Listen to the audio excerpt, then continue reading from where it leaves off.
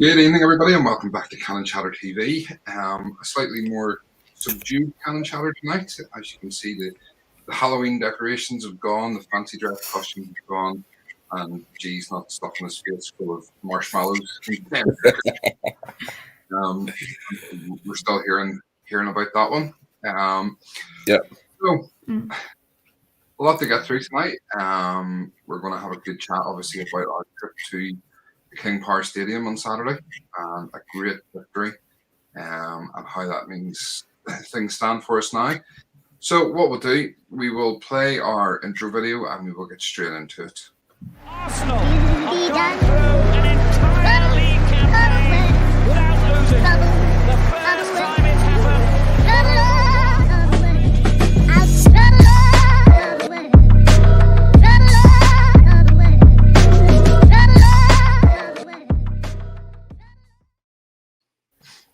Okay, so as I said, welcome back to Cannon Chatter TV with me, Stephen. And as always, I'm joined by my lovely co-hosts on the channel. We have G. How are you, G? I'm good, I'm really, really good. I was actually having conversations with a couple of Arsenal fans, obviously since the weekend's game, and just saying how much more your spirits lifted when Arsenal actually play well and do well. So yeah, I just feeling really positive really about everything, to be honest. But yeah, no, I'm good, man. How are you? I'm good. I'm a bit tired tonight. I've had a long day today. Actually quite a long weekend. With lots of family stuff going on. But you know what? It's been a good weekend. We're out trick-or-treating last night, and honestly, nice. The amount of sweets we came home with was unbelievable. I can imagine. So I think the boys will just be wired to the moon for the next couple of weeks. Lottie, how are you? Yeah, I've been better. I've had better Mondays, but I'm all right other than that. My laptop that I'm currently using blew up this morning. It's a miracle it's actually working. So I'm a bit wary of it blowing up again at the moment. Other than that, I'm good. What did Josh and Oliver go out as last night? Just out of curiosity. So Josh was a clown, a scary clown, and Oliver was some sort of like fairy monster thing. I don't really know what the costume was, but he liked it. He picked it, so that's really cool. All that matters. Gee, did you take the little one out? You know what? I have to be honest, we didn't. What we did was. Why not? No, what it is, I think it's a case of living in London for so many years that I was having this conversation with a couple of people I've met down here in Ramsgate, and they were asking me about Halloween, and I said, you know what, like Halloween in London it's more of an excuse for adults to kind of get wasted, really. Like you have a lot of like Halloween parties and stuff like that, but not much really goes on in terms of like stuff for the kids. So we went out for dinner at one of the local pubs, just had like a Sunday roast, and you know what, I've got to say, I was absolutely amazed. We left the pub at about 7, and on the way back from the local pub to our house, there was so much going on in the streets of Ramsgate. It was unbelievable. Like they were like full on, like obviously we could see that the houses were decorated, but people were literally like saying hello to you, wishing you happy Halloween, inviting you into their homes. And to be honest, I felt almost like I was in a different like dimension, because like for me, it's just not what I'm accustomed to living in London. So we definitely obviously we weren't expecting it. But we definitely said to ourselves, like, no, next year we're really going to kind of embrace the whole thing, because it's something that we did somewhat celebrate in London, but there isn't really a culture for it where we've lived previously. But yeah, down here in Ramsgate, it's like full on, and it was really nice. It was just a real nice kind of community spirit. But and we did join in on the way home from the pub, but we'll definitely get like more prepared next year, definitely. Yeah, I told you that's what it's like living by the sea. Crazy. So different. Do you know what it is? We actually last night we had organised with some of the other parents in the street. We've like a wee WhatsApp group, and so there was, I think, it was about 8 kids all together. So what we were doing was, it meant they were all going and knocking, and it was cutting down the amount of knocks on the door that people were getting. So they were all getting at once, and honestly, every single one of them, I had to come home at one point and get plastic bags for everybody because they were having to empty their wee buckets, the wee Halloween buckets in plastic bags because there was that many sweets. There was one house we went to that they were actually just giving out full-size bags of sweets, like this, like crazy, bags of squishies or whatever they're called. Just hand out like these bags at like £1 each. Just hand them out. Brilliant. But anyway, we digress. Halloween is now over. But do you know what? Guys. Just on that, you're saying there about obviously living now by the sea, and it's completely different from London. That experience you have, take that and multiply it by about 3 or 4-fold, and that's what it's like living in Northern Ireland in our communities. Must be amazing then, because it was really eye-opening for us. Like I say, having lived in London all our lives, it was eye-opening in terms of just how people embraced it and just kind of so much of a community spirit there was. Like it was very strange but very good. Well, I'll tell you a story. I remember the first day I moved to Weymouth whenever I lived in England. We had some family down there and stuff, so we knew some people. And there was people around the house, and I said, right, can someone take me to the local supermarket? And they're like, oh, don't worry, we come up to our house for dinner. And I'm like, no, I need to get a packet of biscuits. Like, what do you need a packet of biscuits for? And I'm like, in case anybody calls around, you have to have a packet of biscuits in. And they were like looking at me like, what are you on about? I was like, well, someone calls around, you have to offer them a cup of tea and a biscuit. It doesn't matter if you stay in for 5 minutes. That's what you do. They're looking at me like I've 2 heads. But anyway, right. Listen, we could talk about this all night. And the whole point of us adding extra shows to our repertoire is to cut down the length of time we're on. Not just give us an excuse to talk about other nonsense. Couple of comments there already. Evening, Ryan. How are you? Haven't seen you about for a bit. Good to have you back with us. Mr. Varus, hello all. Must be a happy chatter today. It is definitely. Things are looking better. And Barry Fitzpatrick, that's a new name to the chat. Evening, Barry. Welcome to the channel. I feel like I've seen this name before, to be honest. I'm not too sure. I don't think so. Rings a bell. If we have, welcome back. If we haven't, welcome along for the first time. Good to have you with us, and make sure you've hit that subscribe button. Okay. So yeah, as I say, we are going to add some new shows. We've got the first coming this week, and we'll talk about that before we finish up tonight. But the idea is we want to cut down on the length of these shows because they are creeping up and up. I remember me and G first started. We talked, and we kind of went, "Oh, we've got to get these shows down under an hour," and then all of a sudden they're 2 hours. And then me and G did one the other week. It was 3 hours, and we're like, "Oh, this has got to stop." So yeah. We are going to split things up a bit, and some of the stuff that we would talk about on these shows will be saved for other shows going forward. And as I say, we'll talk a bit later on about that. So let's kick things off very quickly. And I don't know if either of you have seen this, but this is the new Winter Premier League ball. And I just wanted to get quick reactions from you. Okay. This is the first time I've seen it, in all honesty. And I've been quite active on Twitter today, but I've not seen this. So, yeah, putting me a bit on the spot here. But at first glance, I don't like it, if I'm completely honest. That's my first kind of natural reaction. It's a lot going on for football. I kind of generally feel like with footballs, I'm a bit old school. I kind of feel like simplicity. The more simple, the better. I preferred kind of just playing with an either all white ball or an all orange ball in the winter when I was younger and I used to play. But yeah, there's a lot going on with this ball. At first glance, not too sure about it, but I guess, I think like most things, I'll probably become desensitized by all what's going on once I see it in a couple of games. But yeah, first glance, not too sure. Is there like a theme or a reason why it's designed in the way it is? Is it? I haven't seen. I mean, if you look at the background there, the graphics, it's like so it's kind of sponsored by maybe kind of a comic or cartoon effect. But yeah, not too sure from my stance. Lottie, quick thoughts. It looks like sick warmed up. It looks like someone's puked over it. Like, it's horrible. I've just got used to seeing the other one. The one that you normally have in the background, Stephen. I've just got used to seeing that one. And I prefer that one. I didn't like the other one at first, but the other one that you've got, Steve, is much better than this one. It's horrid. Oh, Yeah,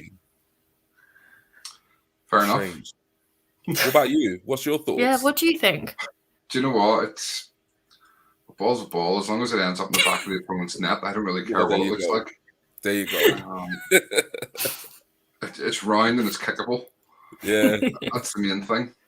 Yeah. You know, that's all that really matters to me. As long as we end up putting it in the back of the opposition's net, I don't care what it looks like. It'll look well in the snow. Yeah, no, definitely. Mr. Boris, how long was the deadline day? 3, 4 hours. Deadline day was there was 3 different shows. It was 12 hours in total. 12 o'clock. We started at that day and we were on to near 12 o'clock that night. Dedication, man. Dedication. And Lottie was there the whole time. Yep. Yeah. I think I was there for about an hour and a half. Yeah, but you were moving, so Yeah, I was relocated to the coast. But that's what he tells us. It's just he's got no effort, no love for the channel, no loyalty there. Oh, mate, don't say that, Stephen. Don't say that. Ryan, it's awful yet nice. What was the best ball though? Oh, can I be honest? The ball's a ball. Yeah. I've only noticed the last 2 seasons. I don't remember any other ball. I think the one that sticks in my head though is the old Premier League meter ball. Do you remember that one? There's so many designs. It depends which one you're talking about. That's about it, really. I never really paid too much attention to the footballs, but that one you honestly can't miss. You can't miss it. It's bright orange. Yeah, I'm not a fan of the design, but as Stephen says, you know, if it means Aubameyang putting it in the net 20, 25 times a season, then I'll be happy with it. Yep. Smith Rowe as well. He's on his way. Yeah, got another goal. Tom saying there Italy 91 was nice. Yeah, we might actually have to have a look at that some night and have a wee how we go through and see some balls and stuff, and that sounds really dodgy. See some footballs, the wrong sort of show. Live TV. That's so we said we were going to make some other shows. Have we told you about our OnlyFans channel? Mind out the gutter, boys. Come on. Right, let's move on. So, before we get into the match, some news that broke this morning was of the only manager who sounds like a Harry Potter spell, Nuno Espirito Santo, has disappeared and has got the boot at Spurs. How are we feeling about this? What's your thoughts, G?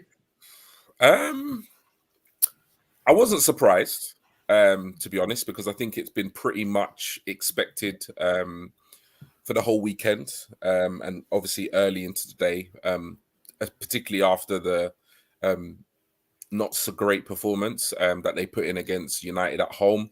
I think both Ole and Nuno, in many ways, have become the new Arteta in recent weeks. You know, Arteta was under quite extreme pressure earlier on in the season, obviously the way we started.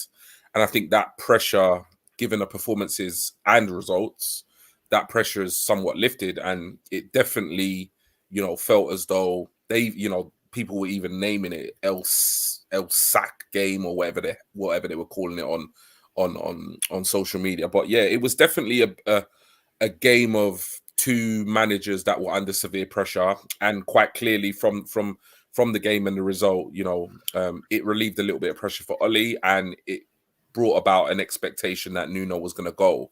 So I wasn't surprised, but it's quite crazy when you actually think about it, because I know I've been one of Arteta's biggest critics this season, but it's crazy to think that this man only managed Tottenham for 17 games.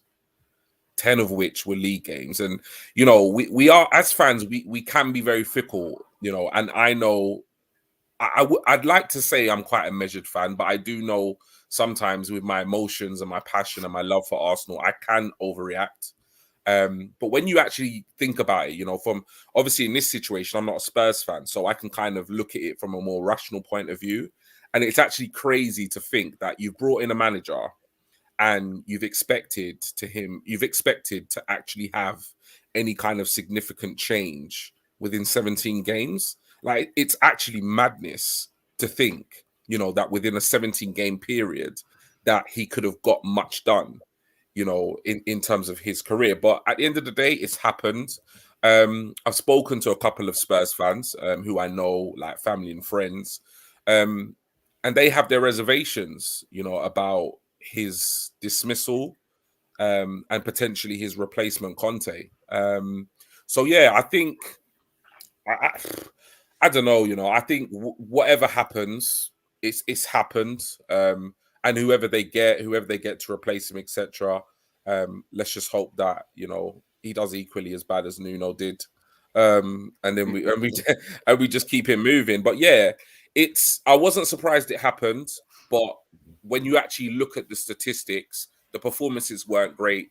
The you know the results weren't great, but yet, you know, they won the league in August. He got manager of the month in August, and yet, you know, however many games later, he's lost his job. So I guess that's just kind of the nature of the Premier League. But yeah, it's a bit crazy to think that after 17 games that, you know, the guy's lost his job. Yeah, I kind of feel a bit sorry for him in the sense he was 7th or 8th choice. He came into an aging squad, not given a massive budget for signing new players. And his star striker had no interest in being at the club. Yep. And has played like he's had no interest in being at the club. Yep. Mm-hmm. So I think it was always sort of destined for failure. Lottie, what's your thoughts? Do you know what? 17 games, and how many managers did they ask before they found him? My next question is, how many more managers are they going to ask before they find someone else? Well, on that, it obviously looks from everything we're reading and seeing tonight that this man, Antonio Conte, is basically agreed a deal. It's all but done. Promises of 100 million to be spent in January from Daniel Levy, and you know that's interesting. 18-month deals for 2023, so basically the rest of this season plus next season, and it's going to cost them the guts of 20 million to bring Conte in. But you know, is Conte the man that can change their fortunes? He is a top drawer manager, in my opinion.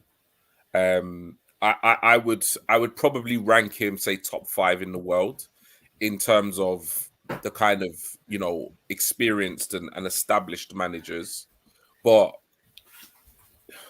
the issue, I think the issue Spurs and Tottenham have, and this is something that's kind of been relayed by, you know, a couple of the Tottenham fans I've spoken to since all this news broke, is that, you know, he did somewhat a good job at Chelsea, but you know, you have to look at the squad he had at his disposal at Chelsea.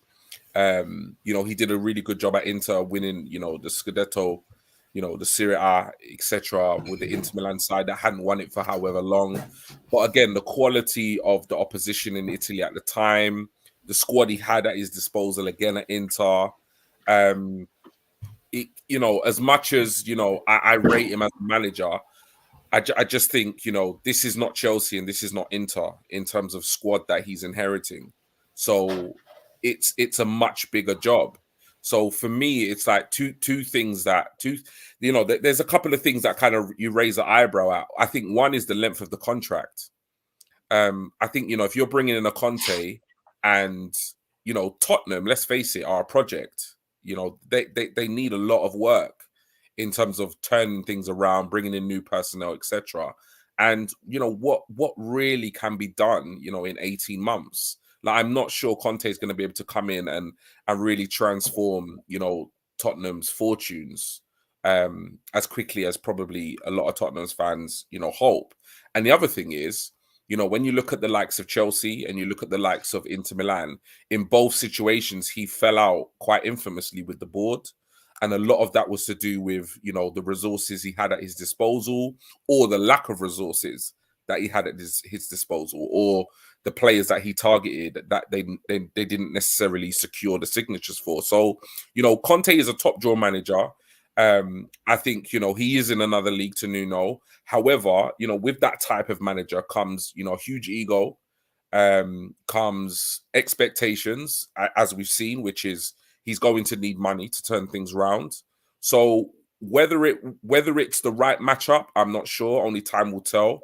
But it will definitely be interesting to see how it all kind of plays out. But I think it will either go really well, which hopefully it doesn't, or it will just blow up and just completely backfire.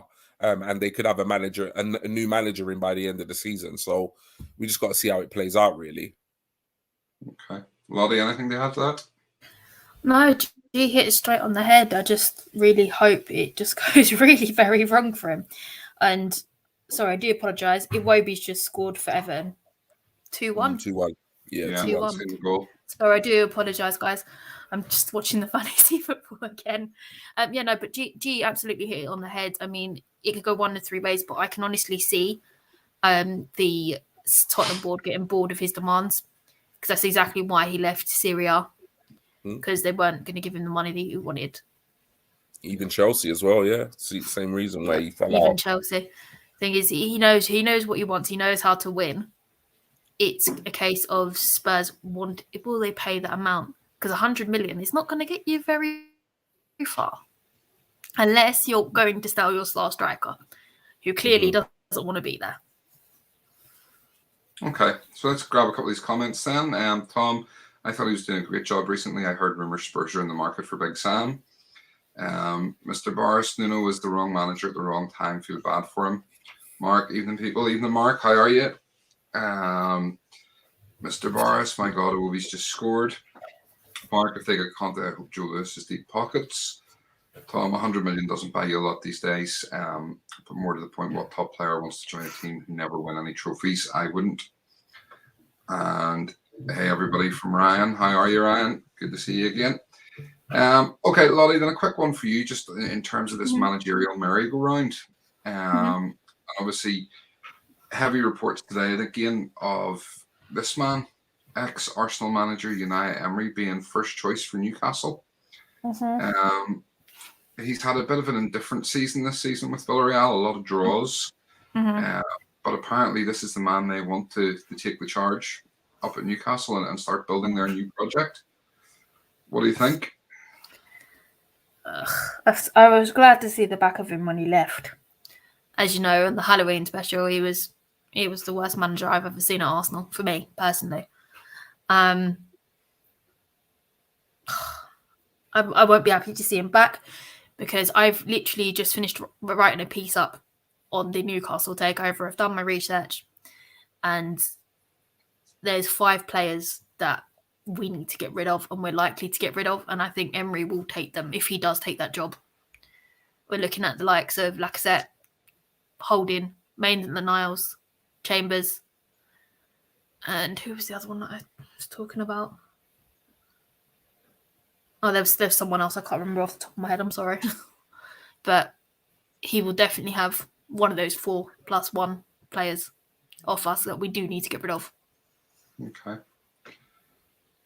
Evening, guys. Evening, Mark. Quick question there then from Jamie. Jay, I'll let you answer that one. Would a player in January choose Spurs over Newcastle? So let's hypothetically think Conte goes into Spurs tomorrow. Emery comes into Newcastle. We know Newcastle are going to have huge budget and plenty of money to offer out for wages. Which team is more attractive, Conte's Spurs or Emery's Newcastle? In my opinion, reluctantly, Conte Spurs. I didn't want to say it, but I have to be honest. And for me, Spurs, as bad as Spurs have been this season, they are still leagues ahead of Newcastle in terms of squad depth, squad quality, and in Antonio Conte, they have a very successful manager. As I said, I would personally rank him top 5 in the world in terms of established managers that have kind of had a couple of jobs under their belt and been successful at those clubs. So there's no doubt that with the Newcastle takeover that the new owners will make every single effort to turn Newcastle into an absolute force, in Premier League football, but that is going to take time. And I think Newcastle's main objective this season is to stay up, and that's not guaranteed. Because as much as we've only played 10 games, the league season is going to literally go with, in a flash. The games come thick and fast. They're going to start running out of games, and they really need to start getting some points on the board. And I'm just not sure that, a certain caliber of player is really going to want to go in to Newcastle and actually accept that they're going to be part of a relegation fight. So I just think when you look at the current league standings, when you look at the quality of the squad, and then you look at the manager who will be in place at either of those teams, I think at this point, Spurs would definitely still be a more attractive project than Newcastle at this point. Okay. Right. I believe good evening all. I missed much. Yes, you missed 25 minutes of quality YouTube viewing, Keith. But good to have you with us. Mark, actually hoping Wolves hang on here for the win for a nice wee bet. How much are you going to win? Morning, guys. How good was that Leicester result? Sorry if you've already spoke about it. We haven't got there yet, Scott. We're just doing our other bits and pieces, talking about the managerial merry-go-round. And Wolves have got a penalty. Yeah, all right. Okay, so let's get on to the game on Saturday then. And obviously we went down to I keep wanting to say the Walker Stadium, but it's the Kingpower Stadium. Yeah. Just when Newcastle fans thought things was going to get better. Haha. From Ryan there, yeah. So yeah, we went down to the Kingpower Stadium, and the lineup comes out, and G, you got it bang on with your prediction on Friday night. So all 11 played. So Ramsdale in goal. We had a back four then of Tomiyasu, Ben White, Gabriel, and Nuno Tavares. Midfield, it was Sambi and Partey. And then we had Smith Rowe and Saka on the wings, and Aubameyang up top with Lacazette just in behind him. Happy? Over the moon. Absolutely over the moon. We played so well against Villa. The performance, the result was exactly what we needed. And I never saw any kind of rationale or reason to change that. I know there was a lot of speculation about potentially changing the formation, the personnel, etc. But I literally just saw no reason to do it, because I felt as though the Villa performance was the best performance we've had this season across 90 minutes. So I wanted to see the same team. I wanted to see the same setup, and that's exactly what I got. So when the team came out, I was thrilled that Arteta had, stuck to his guns and kept what, seems to be a winning formula ongoing. So yeah, happy. Okay. Lottie? Yeah, no. I mean, G's made it 3 in a row now. I think we're going to need a take on G soon. Otherwise, we never hear the end of it.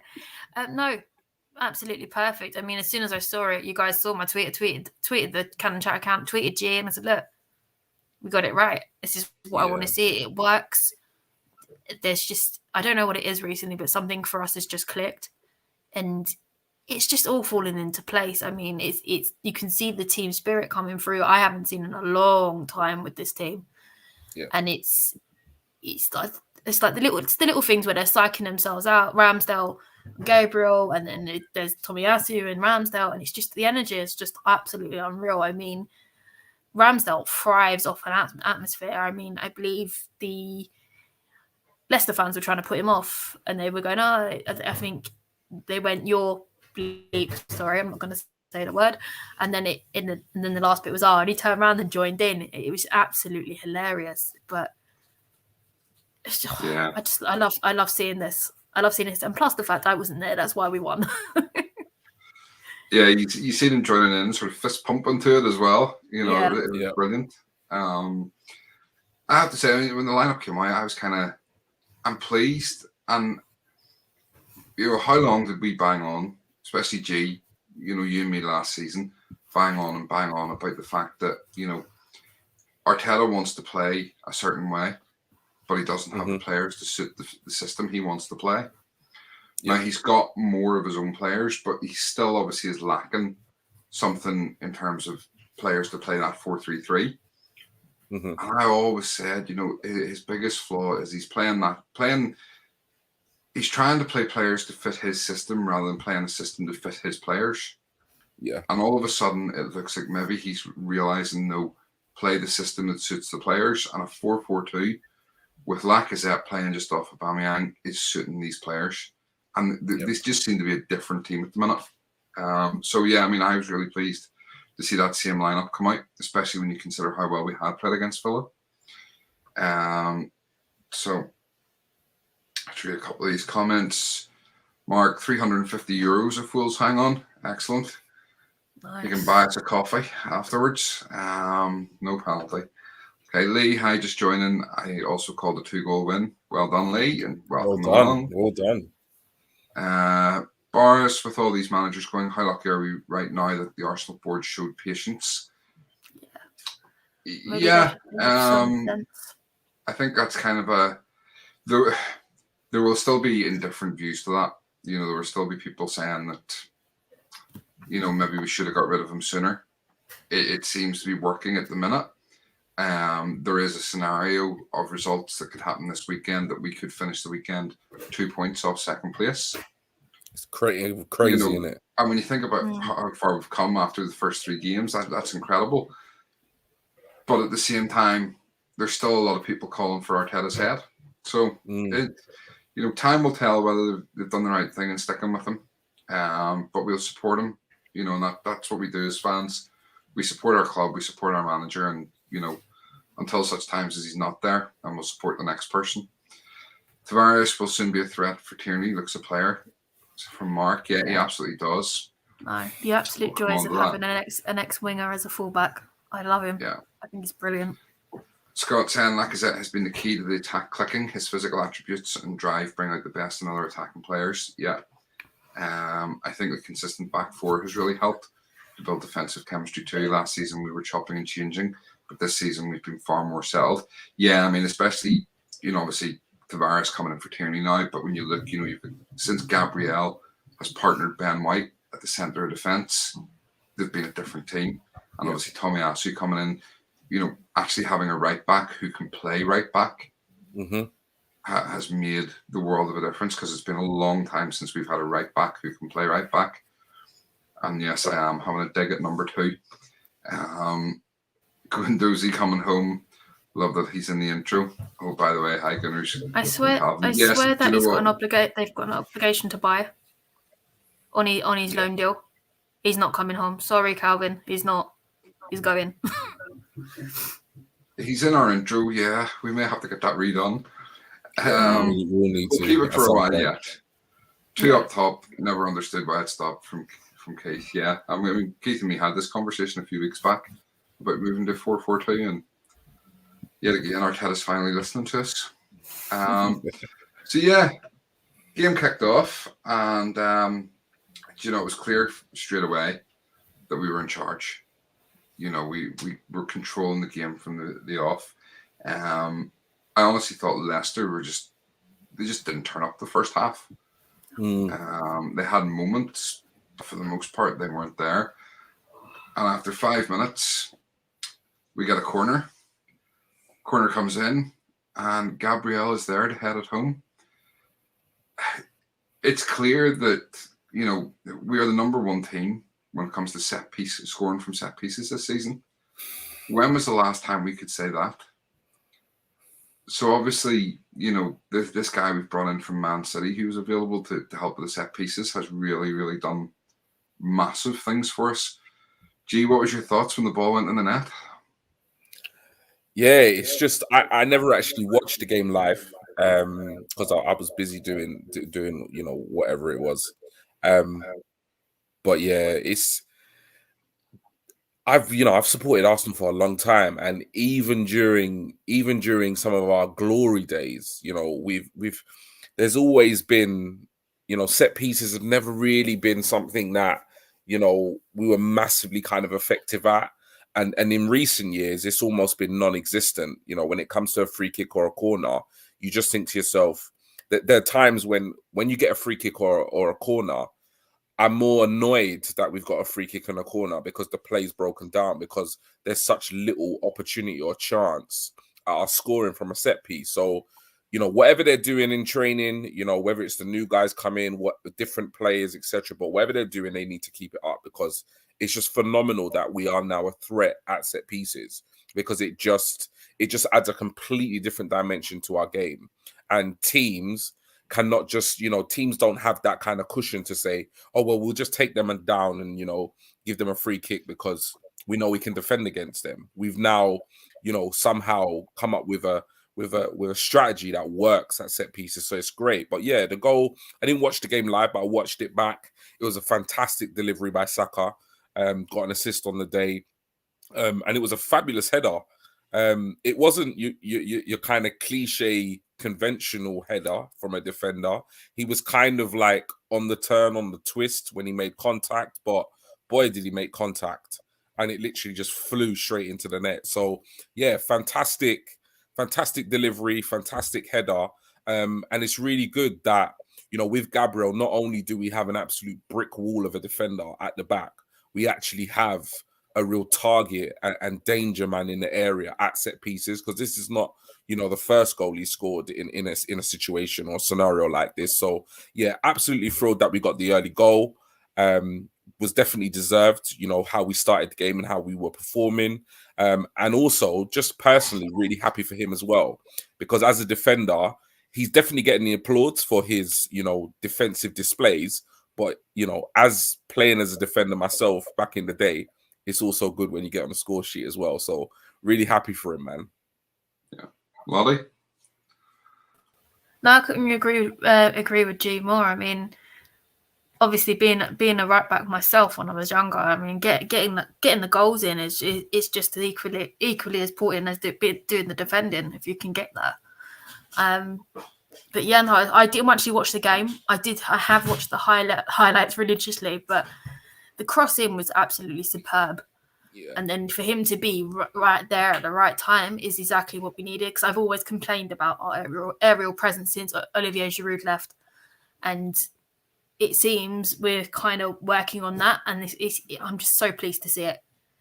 So pleased, because obviously you've got Aubameyang doesn't really get up in the air, and then Lacazette, he's just too short. Much as I love him, he's too short to be jumping up all the time. Okay.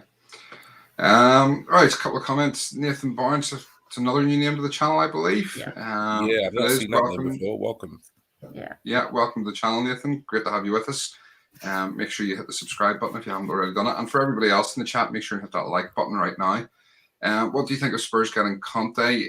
To be honest with you, we have discussed that already. So whenever this is over, jump back on and check out the first sort of half hour where we talked about that. And we talked about Santo getting the sack, and obviously the chances of Emery going to Newcastle as well.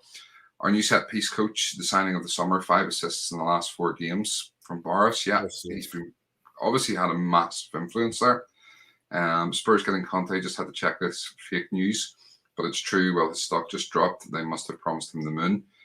Yeah, Calvin, from what I'm hearing, they promised him 100 million in January. Nathan, Conte's a great coach, but he's not a miracle worker. Spurs won't make top 4. Yeah, and I think that pretty much sums up what we said. Well, what G and Lottie had said, that, you know, with the squad that's there, it's certainly not going to be, you know, they're not going to be challenging for anything. Keith replying to Nathan there, fully confident Conte will do his usual and bugger off within 2 years, hopefully to be replaced by Christian Gross in his train ticket. Here's my winter ball. Conte will leave with Spurs money, no problem with that. Nope, don't think any of us have any problem with that. The fact that it's an 18-month contract, basically, it says all it needs to say. Yeah, it does. Either Spurs aren't confident that he'll be able to do anything, or they know it's not going to be a long-term thing. Mark, come January, what do we reckon? Striker-wise, Oba off the cup duty, maybe Laka more than likely being sold to Newcastle. DCL, Watkins, or Isak for me. Yeah, I'd be happy with any of the 3 of those. And the fact that obviously Villa are really struggling at the minute, could potentially make it easier to prize Watkins away. Mm-hmm. And it warmed up.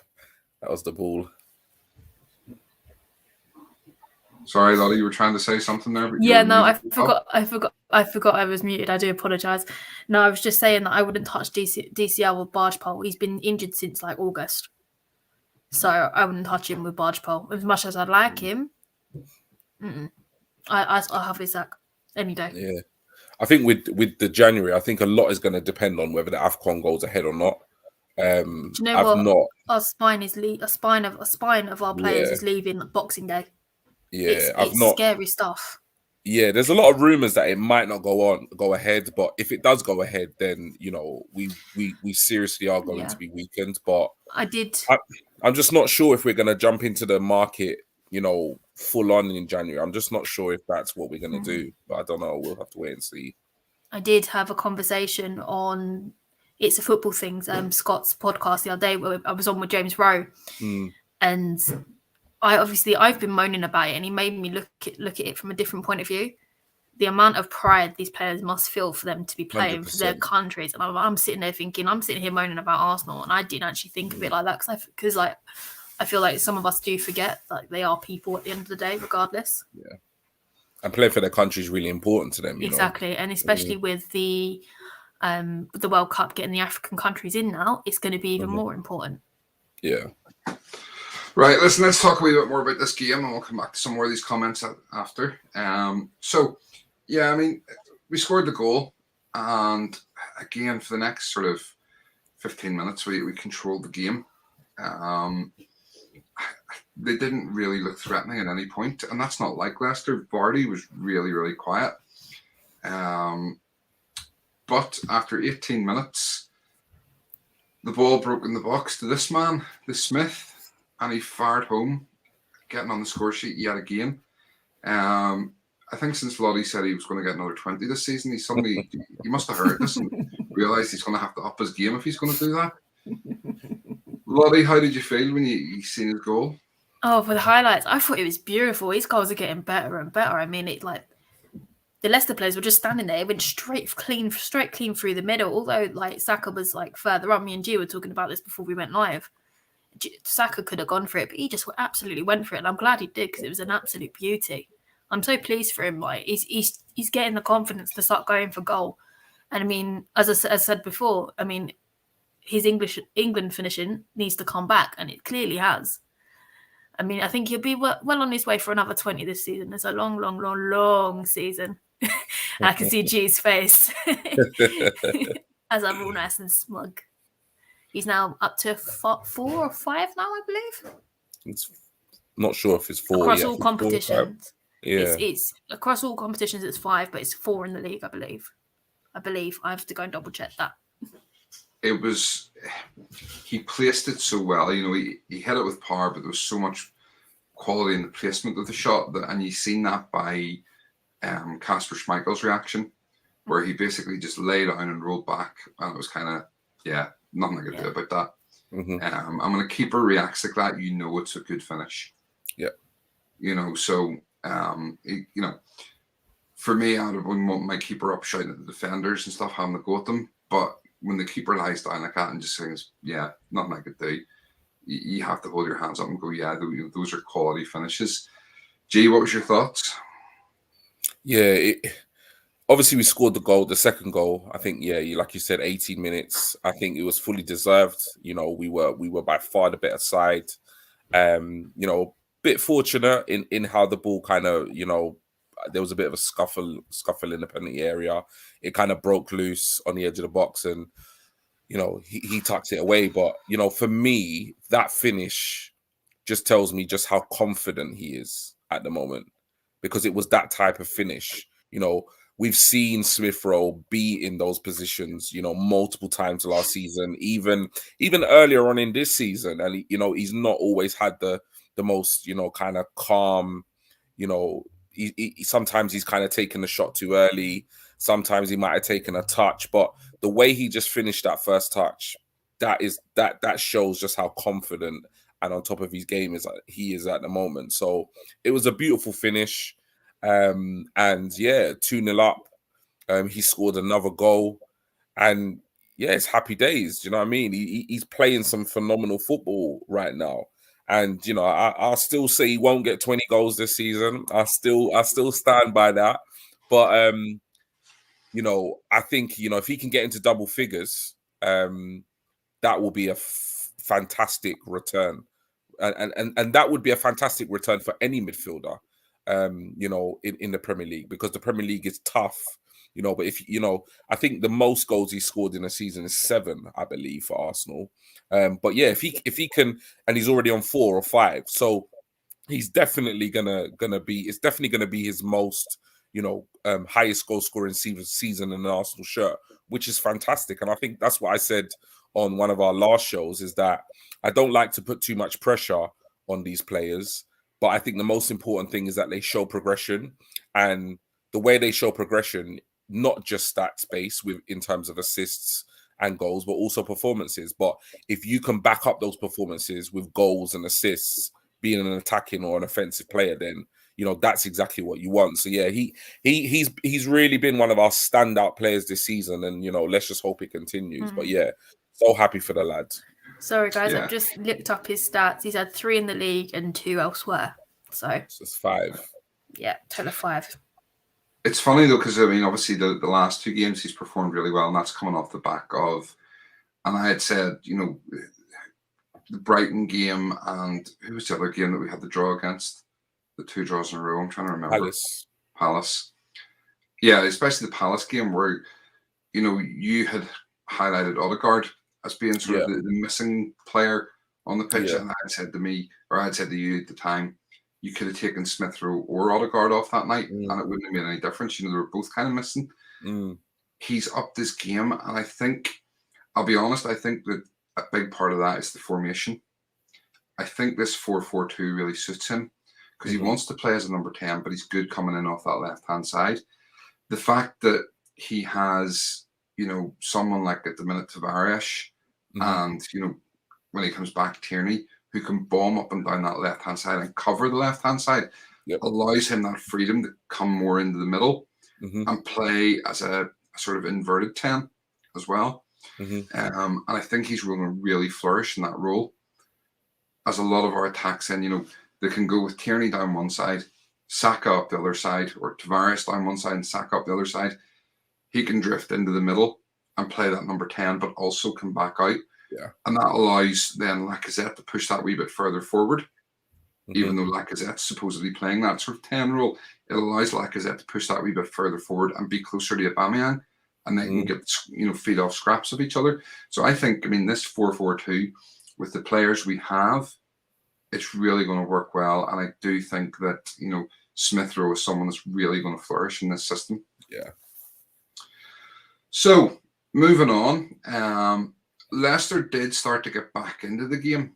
And to be honest with you, I kind of got a bit nervous at times that they were going to score. And then they got a free kick at the edge of the box. James Maddison stepped up to take it. And we all know the quality of Maddison's free kicks. He generally hits the target. Steps up, takes the free kick. And this happens. Absolutely phenomenal save. And I know I've seen Jason Cundy from TalkSport, the ex-Chelsea player. Oh, wasn't that great a save? It was an absolutely unbelievable save. When keepers like Peter Schmeichel are coming out and saying about the quality of it, you know it's a good quality save. What were your thoughts on this one, Jay? You know what? It's like, as I said, you know, I didn't watch the game live, but it's funny because I actually caught the save. So I actually tuned into a stream and caught the save. And even if I didn't catch the save, I would have heard about the save. Because I tell you no lie, I was not watching this game. But when this save, I actually saw it. But even if I didn't see it, you know, happened to tune in at that point, because I couldn't help myself. I wanted to watch the whole game after, but I couldn't help myself because just how well it was going. But even if I hadn't caught this save, you know, live on the stream, I would have known about it, because when this save happened, my phone literally blew up. Like, I had Arsenal fans, friends, family, literally WhatsApping me, DMing me, literally sending me videos of it, saying, "Have you seen this? Have you seen this?" So there was no way I was gonna miss this save, whether or not I'd watched the game, or if I was watching the game, or whatever I was doing. But we all know the quality of Maddison, particularly in set piece situations. And obviously being linked with him in the summer, many of us wanted him to come to Arsenal. But it was an exceptional strike. I don't think Maddison could have really, struck it any better. But given the fact that he had the sun in his eyes, it was a phenomenal strike. And his reactions and how much ground he actually had to make up to make this save, it was just phenomenal. And I've not personally seen a save like this in a long, long time. And that's not just from an Arsenal keeper, just from any keeper. It was absolutely fantastic. And as you said, Stephen, forget what TalkSport hosts or whatever saying. At the end of the day, Peter Schmeichel is one of the greatest goalkeepers in football history. Easily, I don't like to say it, but easily probably the greatest, goalkeeper to grace the Premier League. For him to come out and publicly, acknowledge how good a save this was, that's all you need to know. And none of us need to be goalkeeping experts, to actually, appreciate the beauty and the ability that it takes to actually pull off the save that Ramsdale did. So, you know what? It was out of this world. I watched the game, and even though we scored 2 goals, I found myself watching this save on repeat all weekend because it was that good. So, I was having this conversation with Arsenal fans all over the weekend, with yourself, even with Lottie before we went live. And this guy is just phenomenal.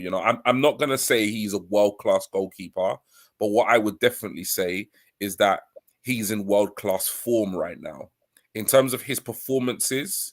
And I also saw, big up Albert JTV, because I did watch one of his fam cam videos over the weekend, and he actually spoke about this save in isolation. If you look at this save in isolation, there are very few goalkeepers that could actually pull off this save. And this save in isolation, it is a world-class save. It really is. There's no other way to describe it. So, I said to Lottie before we went live, I said, this guy Ramsdale, in my whole life as an Arsenal fan, I have never ever experienced a player to come into the squad in a transfer and the fan base feels so underwhelmed by a signing, but yet a player come into the club and actually turn around the fan base so quickly, so rapidly, based on fantastic performances. He's absolutely fantastic. And honestly, I could talk about this save and talk about his contribution and his input and impact into this team all night, because I absolutely fall in love with this guy in terms of an Arsenal goalkeeper. And I take everything back what I've said, because I was one of those Arsenal fans, as many of us was. We couldn't see the logic in signing him for the fee that we paid. The team he came from, his record in terms of being relegated by both sides, and now look, so it just shows. But I'm happy to hold my hands up and say I got it wrong, because if I can see save after save like this in an Arsenal shirt, then look, happy days. He's literally, not only are the performances of the outfield players winning us games, but this guy is single-handedly saving us points week in, week out. And I don't think we can ask for a better goalkeeper right now between the sticks. Yeah, and as Tom said in one of the comments further on down here, it was the reactions to get back up again and save from Johnny Evans at point blank as well. It was absolutely fantastic. And even Arteta said, in the post-match that, from his point of view, when he watched it and, Maddison took the free kick, in his head, he just went, yeah, it's a goal. So the fact that it was a clean sheet at the end of the game was, a testament to how good Ramsdale was. And the fact that he got man of the match, we win 2-0 and our goalkeeper gets man of the match. Yeah. It kind of says a Yeah. lot. It Yeah. says he was brilliant. It also Mhm. said that, we didn't maybe control the game as much as we would have liked, Mhm. but we got the job done. So we'll move on to a second. I just want to come back, and obviously we've been filling up here with comments. And as you know, on this channel, we like to try and read them all out and make everybody's comment important. So Mr. Boris Van de Beek on loan to cover centre mid, yay or nay? For me, very quickly, I would say yes. Not who I want. I want Bruno Guimaraes, but yes, I would take him. Yeah, same. Yeah. Same. Just so you know, folks, Lottie's laptop has blown up again. So I'm not sure if she'll be joining us for the rest of the show or not. If not, you'll just have to look at our lovely, lovely faces. Tom Bugger, we got Man City New Year's Day. Mark, if we're fourth or higher, I think we have no choice but to spend. Yeah. Mark, the other Mark, saying White improving every game, looks a great buy. Yeah, absolutely. He's definitely improving. Still not worth 50 million, but definitely on the right roads. KTSR is bringing the timing of his runs into his game on top of his other attributes now. He will be the best all-round midfielder England has within 3 years, guaranteed. He's got tough competition with the likes of Foden and Mount, but yeah, he may well be. Calvin, I'm happy with ESR versus having signed Grealish. Fantasy thoughts? Sorry to keep comparing these two. Not sorry, not compare away. No problem at all. Evening, Ross. Keith again, anywhere between 10 to 15 goals for a 21-year-old midfielder is exceptional. He'll definitely have 10 to 20 goals and assists. Calvin, please pick Tavares versus Tierney for your starting. Right now, Tavares. Right now, based on form. For me. Okay. I would still say probably KT. But it's a real tough one. Mark still top 6 onwards and upwards, absolutely. That Everton have lost tonight 2-1, so well done, Mark, on winning your bet. Yeah. But yeah, that keeps us in the top 6. So when you consider we've gone from last to 6th in 7 games, it's definitely we're on the right roads. I'm beaten in 9 now, right? Yeah. Yeah. Meant discuss, not pick. From Calvin, yeah. So, well, we kind of discussed it very quickly. Nathan, we play Liverpool away at Anfield. I think soon it will be a true test of where we are. Yeah, we've got Watford next weekend. Yeah. Then there's the international break, and then it's away to Anfield for the Liverpool game. And you're right, that will be the big test of where we actually are. Mark, save of the season 100%. Lee, dare I say, Seaman like save. Pickford now looking out. Yeah, and again, Everton are struggling. And all of a sudden, we're well above Everton now. And Pickford's conceded another 2 tonight. So, Ramsdale has a chance. Yeah. Definitely. Joseph, big up Lottie, G and Stephen. Hope you're all well. We are, although I'm starting to lose my voice a little. Russ, he didn't catch it though. He didn't, and I know what he's saying, but that because you kept saying, "Oh, I caught the save," and I was thinking the same thing. If only Ramsdale had caught it, that would have been an even better save. Tom, and to have the reactions to see the second point blank, Johnny Evans, just magnificent. Calvin, if Odyssey's made saves. I loved how 1, the save had me off my seat, and 2, Aaron paid tribute to the training that helped him launch to make the save. From Keith. If Carlsberg made saves, from Ross. Always thought Ramsdale was the right signing. Outstanding effort from Lee. Guys, check your phones. Yes, Lottie, we've seen that it's blown up.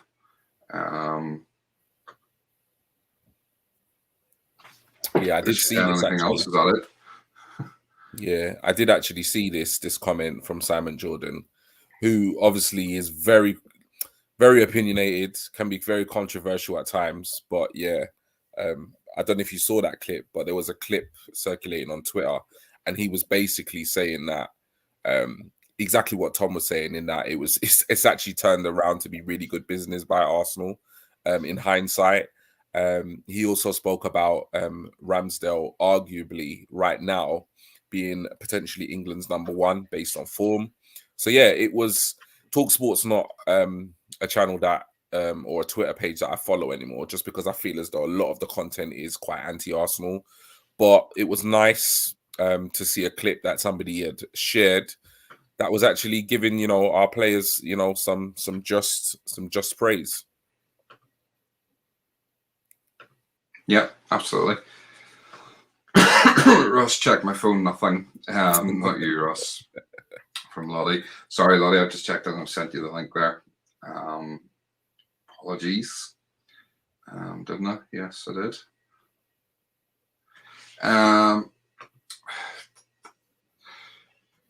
Technical difficulties. These things happen on live streams. NW30. Good evening, all. Arsenal seem to have a spine now. Yeah, absolutely. Ramsdale distribution is amazing. Yeah, he really is. How does computer blow up twice, Lottie?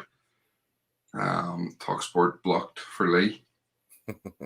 I've been banished, Lee. It's my work one, which is fine by me. And Calvin, top strikers be worth over 100 million in the media. Salty over keepers under 30 million. Yeah, absolutely. Because it's our keeper, that's why. Yeah. So,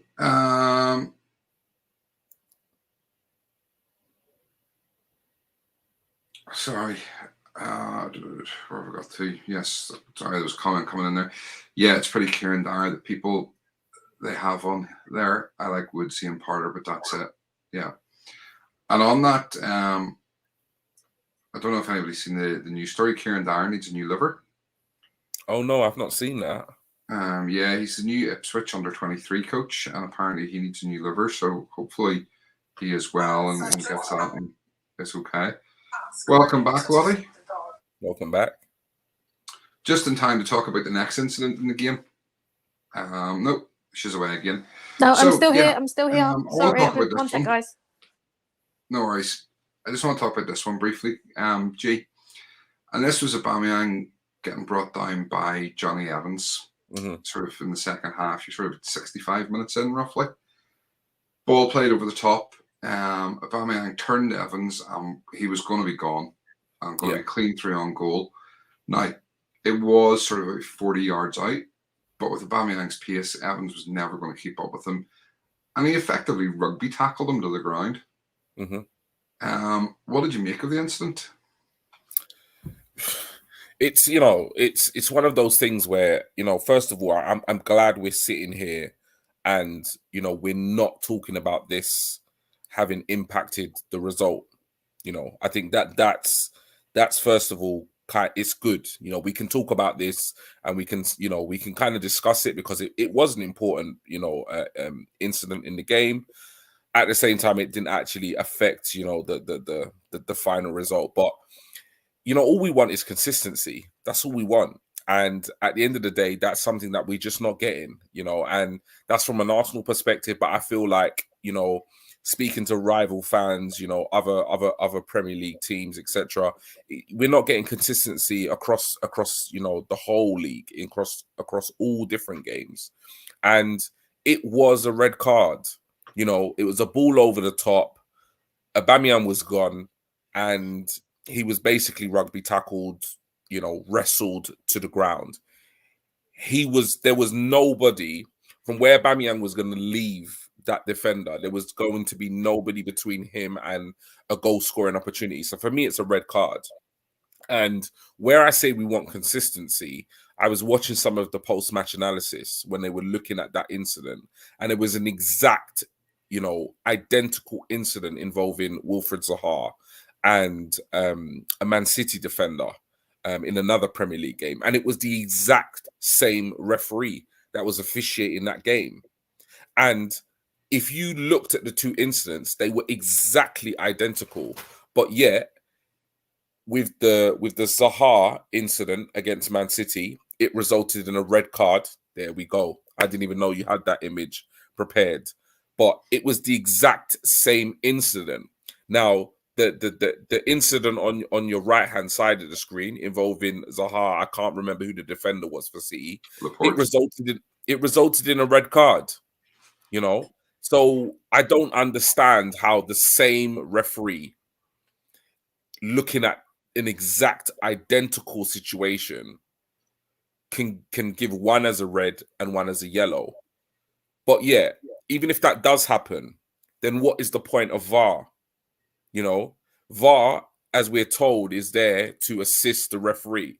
But as far as I'm concerned, like, it shouldn't be up to the referee's discretion when they want to or when they do not want to use VAR. For me, the referee should be allowed to use VAR if they're not sure on a decision, but also the officials controlling VAR should be able to intervene and actually override the referee's decision and say, actually, that's the wrong decision. This is the correct decision. Because otherwise, what's the point? There's no point in using it at all. So for me, it was a red card. It was the wrong decision. And we can sit here and we can discuss it quite calmly and rationally, because at the end of the day, it didn't impact the final result, thankfully. But with this type of inconsistent refereeing, there are going to be many occasions where this type of decision could, impact the game. If this was a 2-2, game, which, or a much closely contested game, like many of us predicted in terms of scoreline, that could have been massive in terms of, shifting the balance of the game. And you could see by Aubameyang's reaction, it was clear that, he knew he was going to have a goal scoring opportunity. He knew, he was gutted that he was taken down. And you could see the reaction of the Arsenal players, when the yellow card was produced, and you could actually see the reaction of Arteta on the touchline. It was clear as day it was a red card, so yet again, it's just another incident that highlights, the poor performance of a referee in the Premier League, and just the standard of officiating is just not consistent where it should be. Absolutely. Lottie, do you want to take yourself off mute for a minute? Yeah, sorry. There's a lot going on. lot going on in my house. My mum received a phone call, so I had to remove myself from my living room. I do apologise. And my laptop blew up again. So, your thoughts on this incident? Do you know what? It's as G said, the English refereeing is really, really, really poor. I mean, we know it's poor because we all watch the Euros, and that the referee in there was absolutely impeccable from the non-English referees. I mean, I don't understand why you can give one red to the one on the right and not the left. It's crazy. Make it make sense. It doesn't make sense to me. Yeah, absolutely. G, you're absolutely right in what you're saying. It's nice to be able to sit here and talk about this and not have to be angry about it in the fact that it's affected the outcome of a game, which was so often the case last season for us. But we're still finding ourselves having to talk a lot about these decisions this season. It's not good enough. We're just been in the fortunate position that it hasn't cost us games. Mm-hmm. We look at the red card for David Luiz last season against Wolves, and that cost us points. Yep. And made us angry. Whereas this hasn't cost us any points. What it has potentially cost us, though, is another goal. Yep. Because the chances are Aubameyang's through on goal, 1-on-1 with Kasper Schmeichel. Chances are he's putting that in the back of the net, and it's 3-0. Mm-hmm. Like, doesn't sound like an awful lot in the grand scheme of things, but 3-0 puts us back on level playing field in terms of goal difference. We're back to 0 in terms of our goal difference.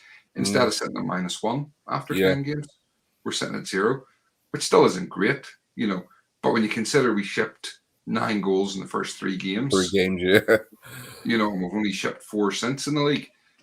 But that could have put us back to 0 in terms of goal difference, which would have been an awful lot nicer. Mm-hmm. So, it has cost us that way. And goal difference can make a difference come the end of the season. So you're right. It has to be one rule for everybody, and it still seems like it's one rule for us and one rule for everybody else. The standard of refereeing, it's just not good. And I know we've had this conversation before, and it turns out there are full-time referees now within the UK. I didn't think there was. They're not good enough, and the Premier League as a whole, it's ruining the product. by having substandard referees. And I'm sure, we're an Arsenal channel and we will pick up on what happens to Arsenal. But I'm sure if we were to watch other teams' channels and fan channels, that there would be ones saying, "Oh, the referees are against us." So I'm sure we're not the only ones that feel they're getting a hard time from referees. So why the Premier League are not looking at bringing in full-time referees from other countries, bringing in the best referees, being trained by the best referees? It's beyond belief that they don't want to market their product in that way. It's crazy. So, excuse me, my voice really is going. So yeah, I don't mind doing all the talking. No, we know you don't. I thought I'd say it before you lot did. Oh, you knew we were thinking it then, did I know. That's why I said it. Right. Let's see. Couple of these comments, and then there's one more quick point I want to make from the match, and then we'll round the match up, and we'll have another chat about a couple of other things. We've got to Lee. I know Kieran's cousin. We wish him well. Lee, if that's the case, pass on our best wishes from everybody in the Cannon Chatter team. I know that'll mean nothing to Kieran Dyer, but it's still, maybe he might like to hear that people from other teams are, supporting him in his fight against his problems with the liver and stuff. Calvin, match of the day got it right for a change versus Peter Walton. You need to look at the distance. Oh my lord, BT Sport put this guy at the pasture. Absolutely, Peter Walton is just a ridiculous clown of a man. And I haven't watched match of the day in years, so can't comment on what they've said. NDB30. Gee, you can read these for me. Yeah, no worries. So NDB30 TV, that was a red from Uber, a foul. Laporte got red for the same tackle. Yeah, Johnny Evans should have got a yellow for the slight kick for Ramsdale too. Yeah, so we kind of covered that in the image we put up. Keith, Uber was clearer, albeit further out than Zaha was. Also, Evans had him round the throat as well, round his waist.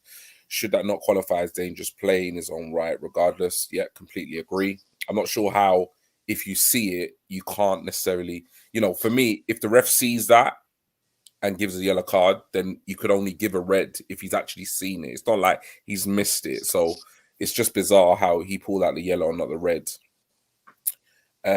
Russ, away from this, did anyone see that Rashford tackle over the weekend? Not even a yellow. I didn't. So I can't comment. I don't know if either of you did. I caught the last 10 minutes of the Man United game, so. Oh, wait. Yes, I think I did see that one. Was it on Rashford, or did Rashford do it? No, I think it was Rashford made the tackle. Okay. It was Rash, went into the sort of middle of the legs. It was high feet. Should have been off. Okay. Was it another 34 tackle? One of those. Calvin, VAR is supposed to stop this. If VAR doesn't do this, then it's not a good addition to the sport. We have had a couple of VAR decisions, but feel on balance, I'm VAR out. And yeah, that's something we've discussed a lot, on our shows. And that's what I said just a couple of minutes ago. That's why VAR's there, VAR is practically there to, kind of rectify decisions that are not correct on the pitch. So if it's not actually doing that, then we might as well just stick to having just the referees on the pitch at the time. So yeah, completely. I was all for VAR, but right now, if they got rid of it, I wouldn't lose any sleep. Mark Green, listening to BT Sports match coverage, the commentary team was saying Michael Oliver is the best ref in the Prem, which doesn't say much for the rest of them. Yeah, agreed. Oh, you should try listening to 5 Live on Arsenal One. They're not even commentating on the game. They're chit-chatting. All I could hear was the Arsenal fans on the radio, though. So it's a massive shout to our away support. We lose more games with Michael Oliver as referee than any other referee in the Premier League. It's crazy. Lee Meadows, I believe we had an overseas official in one of the Premier League fixtures this weekend. Okay. Do you know what fixture it was? Yeah, we've now got the Australian referee, haven't we? Scott, if you're still in the chat, what's his name? Okay. He might have gone by now, but Scott will know because they did a big thing for his first official game, because he refereed a Carabao Cup game, Wimbledon, for us, and then on the weekend it was his first Premier League game. So Scott might know. Cool. Lee Meadows again. I'll pass on your well wishes. Thank you so much for doing that, Lee. Antonio, greetings all. Sorry I'm late day at work. No problem, Antonio. Lovely that you're joining us. Antonio again. Harry Kane and Vardy playing the ultimate game of hide and seek. Can't be found anywhere. Absolutely brilliant. Love that comment. Albert JTV, I bigged you up a little while ago just because I watched some of your stuff over the weekend about Ramsdale's performance. But yes, Cannon Chatter family, I'm a bit late to the chat, but people smash that like button. Thank you so much, Albert. Keith up next. Antonio, the law's up, bro. Yeah, I don't know. The law's up, bro. Have I missed something there? How you said that, or no? What's up, bro? What's up, bro? Oh, there you go. You can tell I don't read these comments out often, innit? Antonio again, just saying, doing well. Hope you're all good. And then Keith, yes, mate, to Albert JTV. Right. Okay. So yeah, just before we sort of sum up the match, there's someone I want to pick out, and I want to sort of a special mention to you as such. And someone I never thought I would say this about. Shiad Kalashnik came on with a few minutes to go, and do you know what? Through everything, we know he wanted to go during the summer. He couldn't get a move away. You look at what Harry Kane's been like since he didn't get his move away. You consider Kalashnik went out on loan for the second half of last season. But do you know what? Okay, he wasn't very good against City because he's not a very good player. But you can't fault his attitude. And you can't fault his desire to do well for the team and his team spirit. You see it. And you've seen pictures of him celebrating the goals with the rest of the team. So I have to I want to pick him out and sort of give him a special mention as someone who, whilst we know he has no long-term future at the club, deserves a mention just for putting in that effort despite everything, when he could quite easily down tools and be a pain in the backside and be a problem for Arteta. He hasn't been. He's been a model professional. So I just want to say well done to Kalashnik. Don't know if either of you want to make any comments on that or not. Oh, I only saw the highlights, so I can't really. But it's actually nice to see that he's actually performing and he's not doing a ghost job like Kane is at Spurs. I mean, he didn't, obviously, as you said, he didn't get his move, but he still is going to fight for his space in this team. And that's the kind of player we do need, even if he's not phenomenal at what he does. He's that squad player that's there for that position. Yeah. No, I agree. I think with Kalashnik, we know that, his ability is at a certain level. And that's not really what we need at Arsenal. But I think, you hit the nail on the head, Stephen and Lottie, in terms of at the end of the day, he didn't get his move away. He's still got a job to do. And it's good to see that he's doing it, to the best of his ability, because I think that's one thing about modern day footballers that, does leave a bad taste in your mouth, is when they do act unprofessional, because, we're not footballers, but we all have jobs and we all live in somewhat the real world where, we're kind of contracted to a company or a job that we're doing.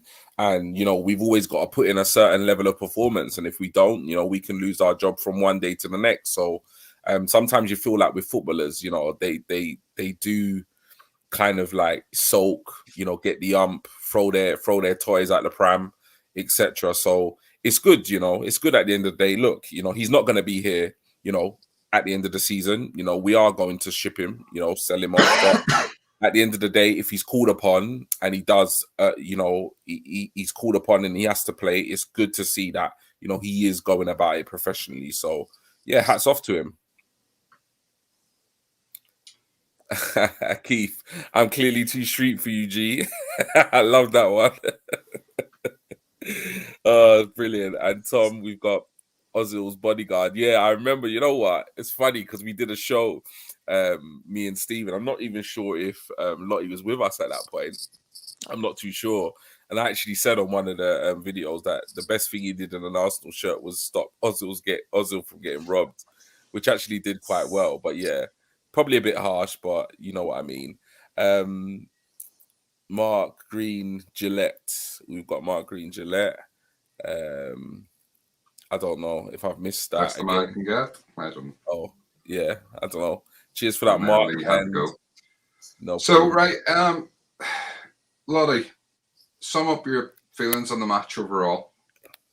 I'm just pleased we won. We went up there, we got the points. As I've said multiple times, it's not one of my favourite places to go.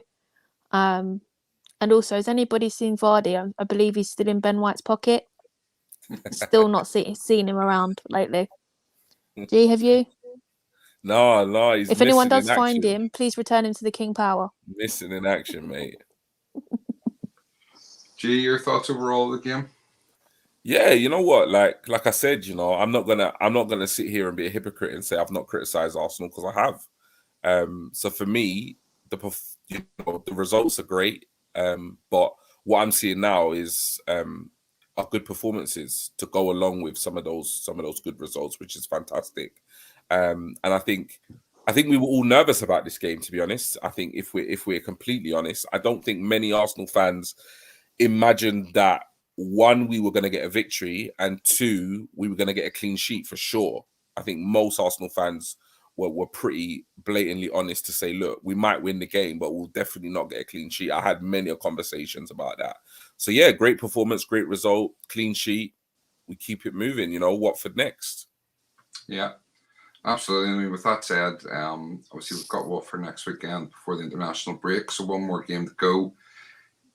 Looking at the league table, courtesy of the Premier League's website tonight, you know, it suddenly makes an awful lot more pleasant reading. It does. 6th place, joint on points with Man United, albeit they have a better goal difference of +5 over us. But you know, we're only 3 points off Man City in 3rd place. And as I say, there is a scenario where this weekend, if results went our way, we could potentially be up as high as 3rd. What is that scenario? Would be 4th, but would only be 2 points off Liverpool. What is the scenario? What results would have to go our way? So United have to beat City. Okay. West Ham have to beat. No, it's not West Ham. I'm trying to think. It's the Manchester clash this weekend, isn't it? Yeah. So yeah, United have to beat City. Liverpool would have to lose. And I'm trying to remember who they were playing. Okay. They've got West Ham. I think, was it West Ham? Yeah, it's West Ham. Yeah, it's West Ham. I've checked it because half my team are playing each other for fantasy football. Yeah. Unfortunately, would be 3 points off second, because West Ham would actually go into second if that was the case. Yeah. So do we want a West Ham win or a Liverpool win? We just want them all to draw, I think. Yeah, basically. Yeah. Them all to draw and us pick up wins. Yeah, that's it. But the positive is, like, as I say, you know, if you go back to 3 games into the start of the season, we've lost 3 in a row, conceded 9 goals, scored none. And all of a sudden, you know, 7 games later, scored 12. We've only conceded 4 in that time. Picked up 17 points. You know, and it's 17 from a possible 21 points is a pretty good return. Fantastic. It is. You know, and when you consider, you know, Brighton getting a draw at Liverpool at the weekend, didn't it? Yep. Makes our draw with them not so bad. And Palace beating City. Yeah, that was another one. Draw against Palace. So, you know, it's not so bad, those 2 results. Yeah, we would have liked better. But I'm still pleased with 17 from 21. And if we beat Watford, which we should do, you know, that's what, 20 points from 24? You would take that. You know, if someone had offered you 20 points out of 24 from that run of 8 games, you'd happily taken it. Yeah. So that's where we're at. And that sums that up. Obviously, as I say, it's Watford next weekend, next Sunday, 2:00 kickoff. I know Lottie will be at the game. Should be a good one. as I say, I expect we'll pick up 3 points, but we'll discuss that on probably Friday night on our preview show. So with that said, that's kind of the review done. So we'll move on. And G, do you want to tell us what you've got coming up for us this week? Yeah, so obviously, you know, we kind of mentioned it earlier in the show that we are aware that some of our shows are going on for a little bit longer than we probably liked them to go on for. We always kind of had a view for these shows to be kind of an hour and a half, but in recent weeks we've done 2, even a 3-hour show. So we are trying to split up the content a little bit more. There will be at some point the return of the Lottie show. I know Lottie's working really hard behind the scenes in terms of getting that back up and running. But so stay tuned for updates with regards to that. But this Wednesday, put it in your diaries. We will be, or I will be hosting the first episode of G Talks. I'm not really going to reveal what the topic is going to be on Wednesday. I'll be doing the stream. I'll be creating the stream and doing all the advertisement for that show tomorrow daytime, ready for Wednesday. But yeah, G Talks is literally just another content show on the platform, which is Canon Chatter TV. It breaks up the content a little bit more, and what we'll basically be doing is each week I'll be getting some guests on the shows, and that will be, people like yourselves, fans, people that have been with us from the get-go, people that are joining us new all the time. So if you are interested, this will be a weekly show. Generally, it will be on every Wednesday from about either 7, 8, or 9 p.m. on a Wednesday, depending on people's availability. If you are interested in being on that show, because I will need guests kind of on a weekly basis, please do drop myself, Lottie, or Stephen a DM, and then obviously we can have a conversation and we can find obviously a convenient time to get you on. But yeah, the shows will probably be about an hour long in length, and we'll be talking about all things kind of Arsenal, but we'll also be kind of broadening it and having kind of more kind of in-depth conversations about one general topic. And it won't just be Arsenal based, so it will be football based, but it would also kind of tie into kind of society issues as well. So yeah, it's I'm really looking forward to it. I'm really excited about it. First show will be this Wednesday at 7 p.m. The stream will be created tomorrow. I can announce that one of the guests on the show will be an Arsenal fan, somebody who's appeared on our channel quite often. That's Chris, aka Gunner King from the Armory TV. He's agreed to be one of my guests on the first show, which is on Wednesday of this week. And believe it or not, the second one is a family member of mine. He's not massive on Twitter. It's something I'm still trying to get him to go into, but he is a character. He is my cousin. His name's Andre, and he is a Spurs fan. So we'll be having our a Spurs fan on G Talks on Wednesday, which will be really interesting, particularly because Gunner King is quite banterish with the Spurs fans, and obviously Andre is a Spurs fan. But yeah, look, I'm really excited about it. Stay tuned tomorrow, because that's when the kind of first tweets and stuff will be going out. But yeah, if you are free on Wednesday at 7 p.m, really appreciate it if you do come along and give me all the support you can on Wednesday. So yeah, thank you guys. Hope to see you on Wednesday at 7. Yeah, really looking forward to it. And I think from what I would say is it's going to be a real opportunity for G to go more in depth in the topics as well. We tried at the start of these preview and review shows and stuff to cover off other topics other than just the match. This is going to be an opportunity for G to go into a wee bit more detail on some of them and a bit more depth in some of those topics. And for the most part, it's going to be G and other people. Same way when Lottie does her show, it's going to be Lottie and other people. It's not going to, I'm not going to be on G's show very much. Lottie won't be on there. Same way me and G won't be on Lottie's show very much.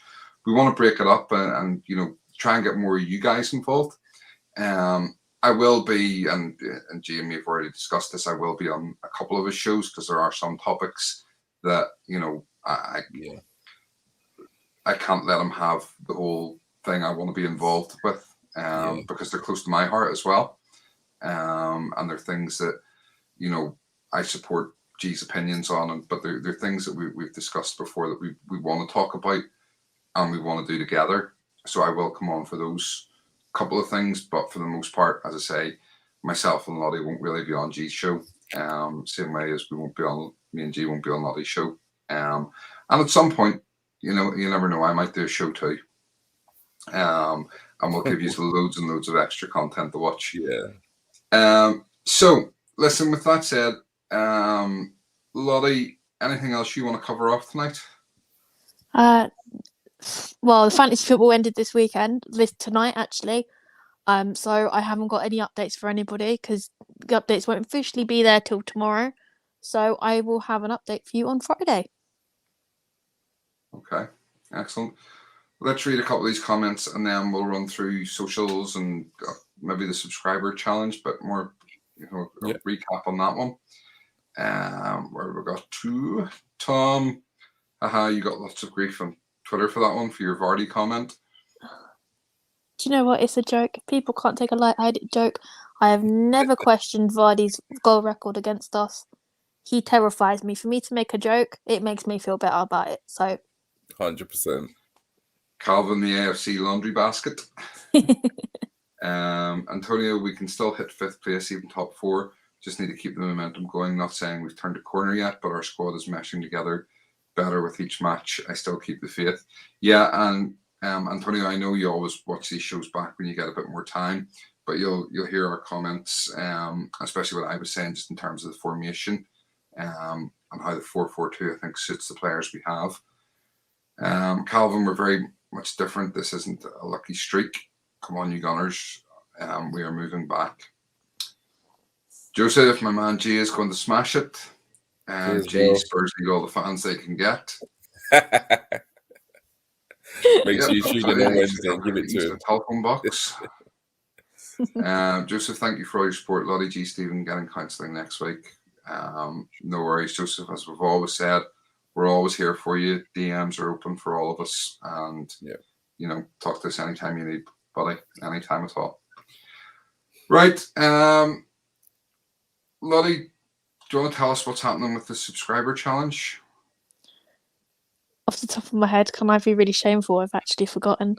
All right, I'll do it then.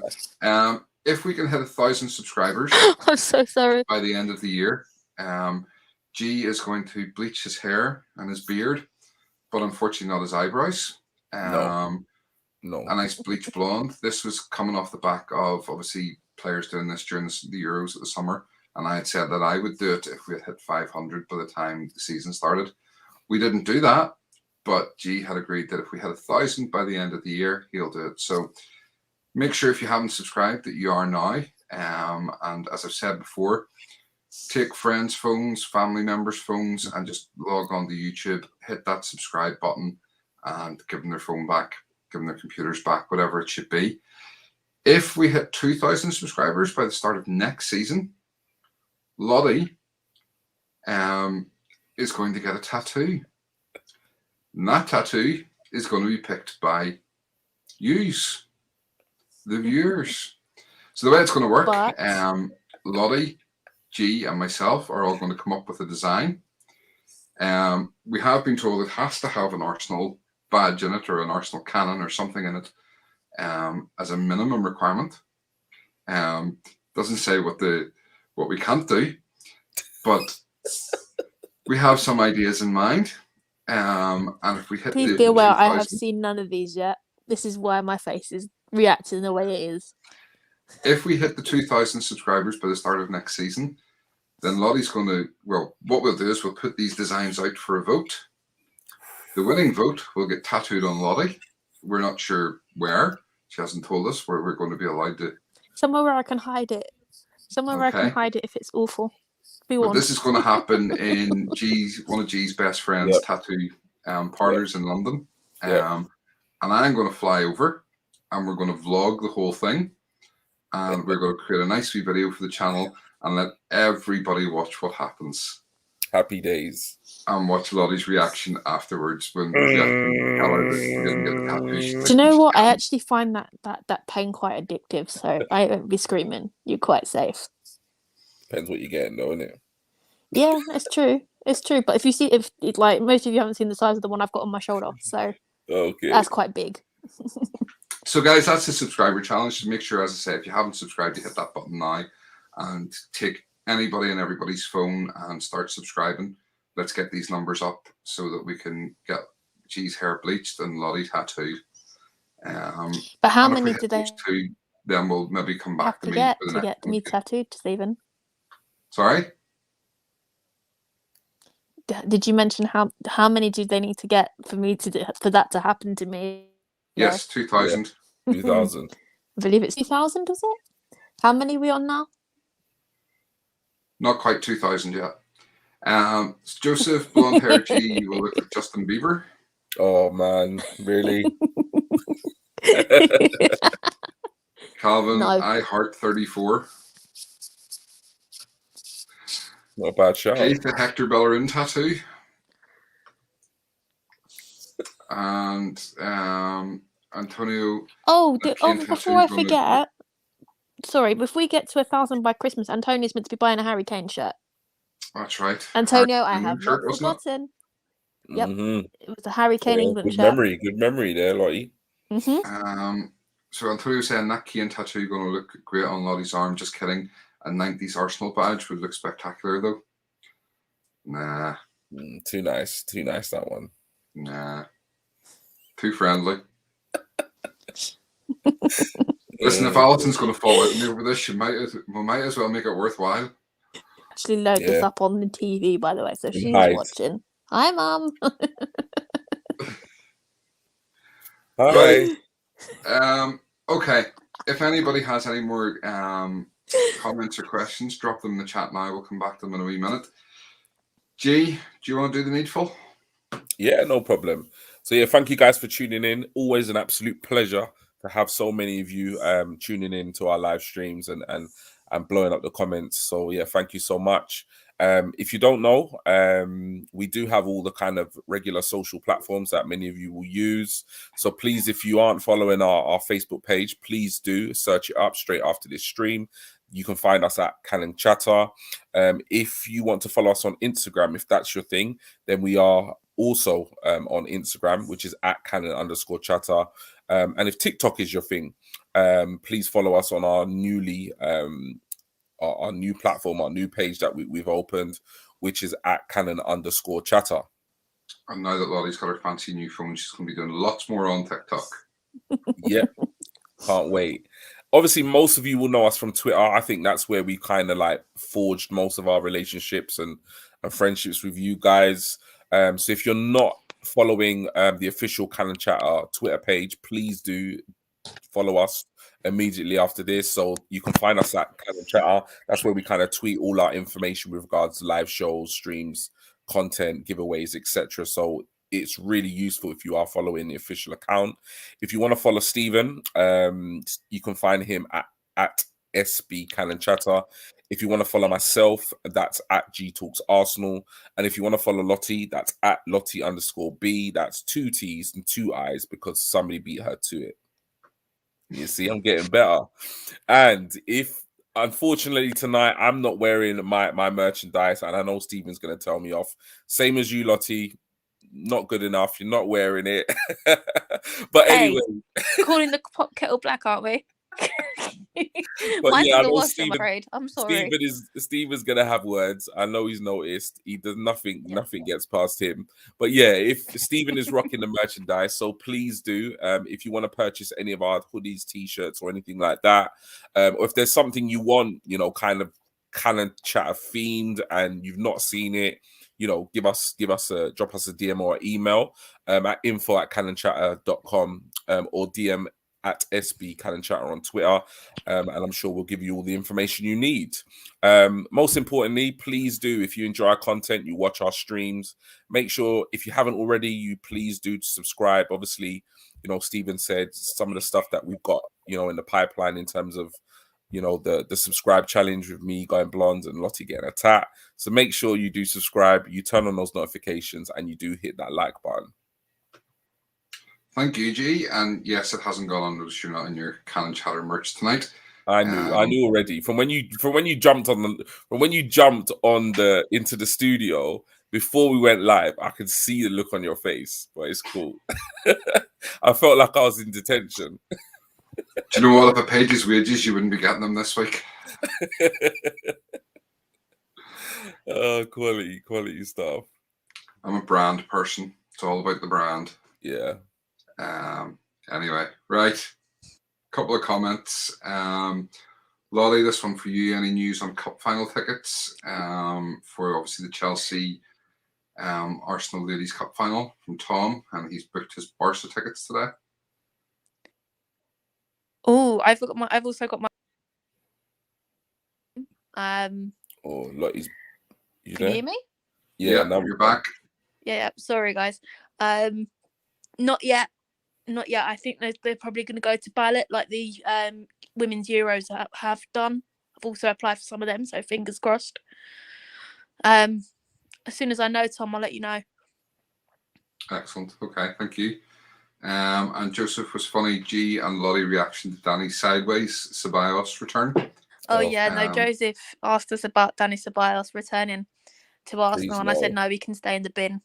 Please no. Yeah, I seen that today, but again, it's come from what I'm now starting to determine as a clickbait channel. From some of their posts over the last few days.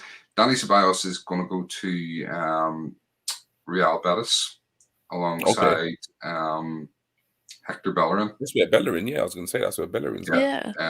He's another one. Mates anyway.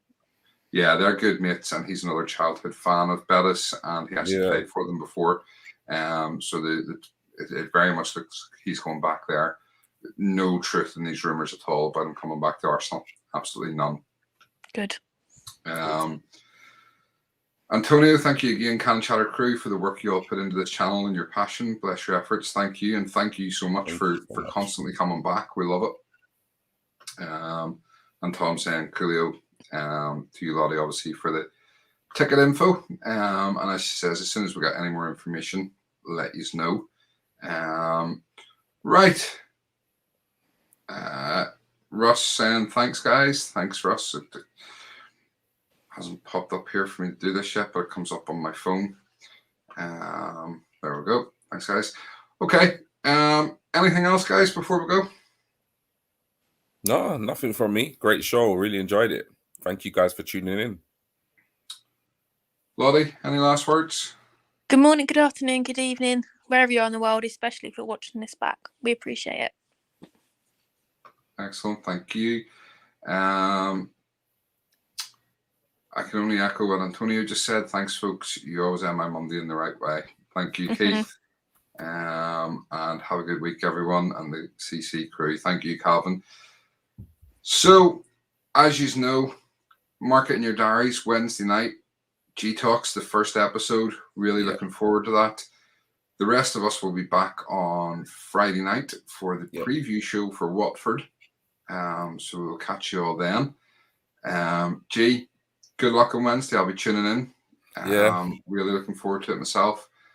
And Lottie, I will see you Friday night. As for everybody else, have a great week. And let's look forward to another great weekend. Good night. God bless.